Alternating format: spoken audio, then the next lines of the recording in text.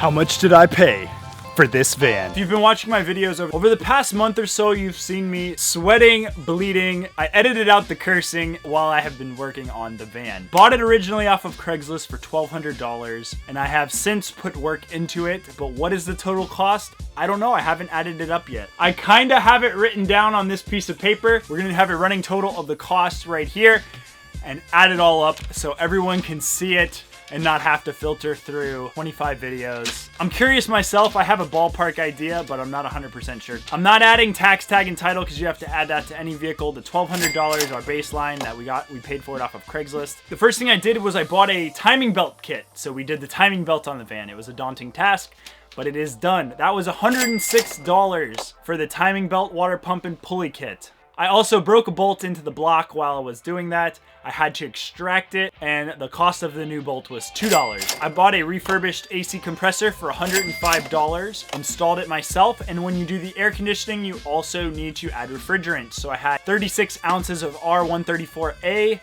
and that cost me $15 from Walmart. When you do the AC compressor, you also need to add oil. That was $7 off of eBay. When you're replacing belts, you might as well do the drive belt and the power steering belt. The drive belt was $10, and the power steering belt that I replaced was about $13 off of eBay. While I was doing the timing belt, I saw that my crank sensor was disintegrating. I ordered one off of eBay for $10, but it didn't get there in time while I had the van halfway in my mom's garage while I was working on it for 3 days.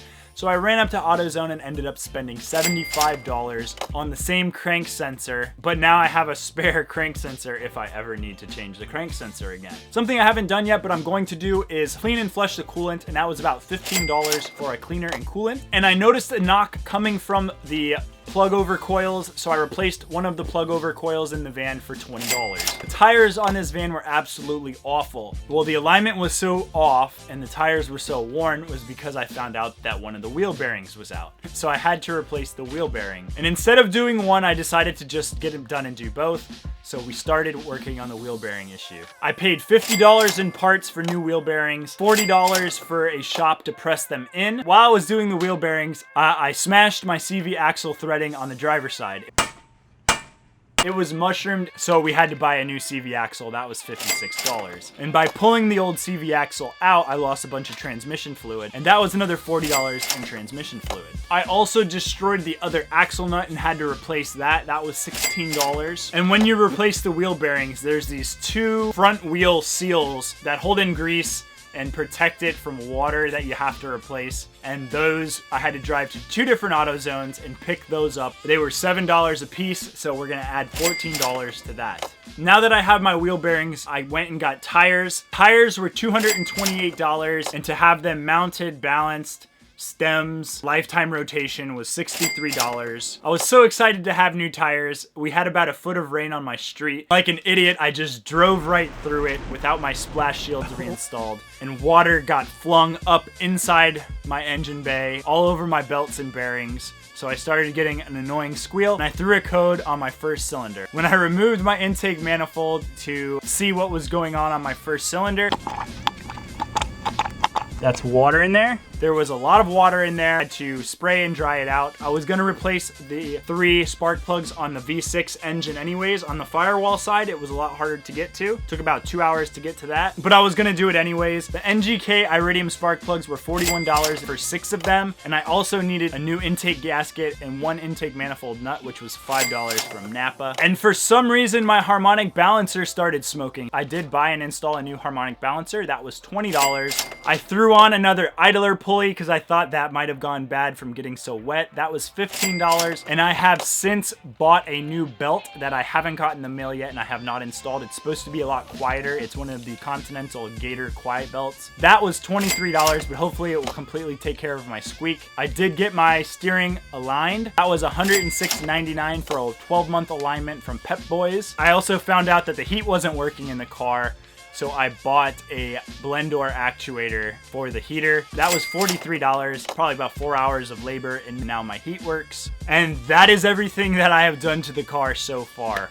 It has been a journey. I have sharpened my saw and leveled up my mechanic skills, and I have learned quite a lot about cars. So that is the total. It is a 2005 Kia Sedona, highest trim level without the TV. It has 86,000 miles on it now, but I bought it with 84,000 miles on it. Do you think I got a good deal, or do you think I overpaid for a lemon? Let me know in the comments section. Only time will tell.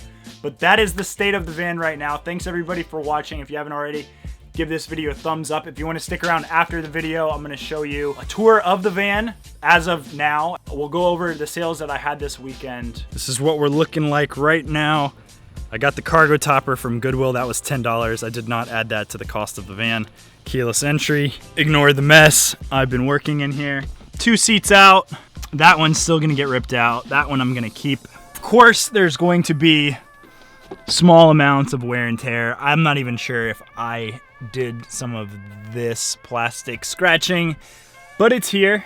It's not a big deal to me. This is gonna be some sort of dresser or furniture or some sort of organizing in there. We got the fake wood trim. Starts up first try. Still has an awful squeak. 86,470 miles. Everything is working good on it now. Leather is not in the greatest condition. We got a working sunroof. It tilts, it moves, and we even got the garage door opener. Probably my favorite feature is I programmed it for my garage. AC is blowing cold. I like the sunroof, and I like the my rear vents. There's rear windows in the back. Most minivans have them, but these ones are electric. I like that because I could vent it during the night and get a little bit more airflow, which I think is pretty cool. Oh yeah, and we got the manual too. And it does have 4 brand new spanking Goodyear Integrity tires on it. We sold a Barber jacket. It only sold for $29. It is Barber, and I had it up for a long time. Took a $29 offer on it. Last Action Hero for $7, and we sold Kingdom Hearts 2 in box with manual for $10. Sold another pair of these insoles for $15. Think I'm cash flowing positive on those, and I still have a bunch of shoelaces and insoles left over. Tales of Symphonia for the GameCube for $25. We went to the dinner yesterday. There was a lot of really good food. I did not eat a lot because I was kind of upset that my dad wasn't there. After the dinner was over, I stayed in Treasure Island, which is like around St. Pete area.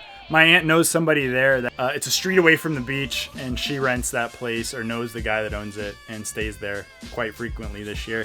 So we stayed there, and we just drove back to Port Charlotte this afternoon.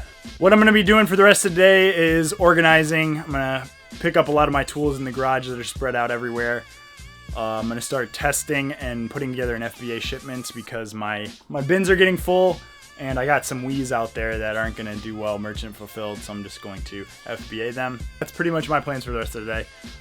Thanks again everyone for watching. If you haven't already, give the video a thumbs up. And if you have any encouraging comments or van comments, I'd love to hear them, and I will talk to you in the morning. Bye.